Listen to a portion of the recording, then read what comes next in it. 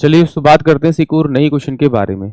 इस क्वेश्चन में एग्जामिनर ने कहा आइंस्टीन एक स्केलेटर पर 5 कदम प्रति सेकंड की दर से चलता है और 10 सेकंड में अंत तक पहुंच जाता है। वापस आते समय उसी गति से चलते हुए वह 40 सेकंड में प्रारंभिक बिंदु पर पहुंच जाते हैं। एक्सीलेटर पर चरणों की संख्या कितनी है, ये एग्जामिनर मुझसे पूछ रहा है। यानी कि एग्जामिनर ने क्या कहा कि जो आइंस्टाइन है ना, वो जो चलता है ना, उसकी जो स्पीड है वो क्या करता है, 5 फीट 1 सेकंड में चलता है, यानी 5 कदम वो 1 सेकंड में रखता है।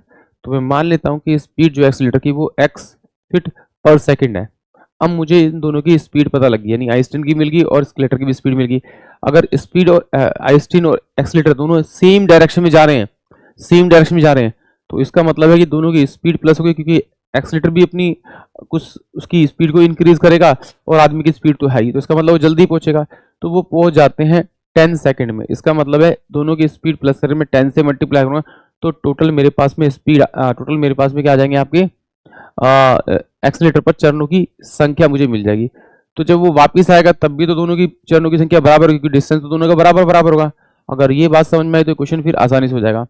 देखिए एग्जामिनर ने कहा जो जो आइंस्टीन है वो कितना है, 5 फीट पर सेकंड है।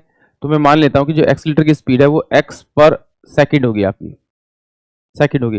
तो जब वो सेम डायरेक्शन में जाएंगे तो इसका मतलब क्या होगा, का 5 प्लस का आपका x कि वो स्पीड से जाएंगे तो वो 10 सेकंड का समय लेंगे। तो स्पीड इनटू में टाइम, ये टोटल डिस्टेंस, यानी कि उसने इतने फुट कवर किए होंगे जब ये एक एंड से दूसरे एंड जाएंगे, बराबर में 5 माइनस का x इनटू में ये कितना लेगा आपका 40 सेकंड का समय लेगा।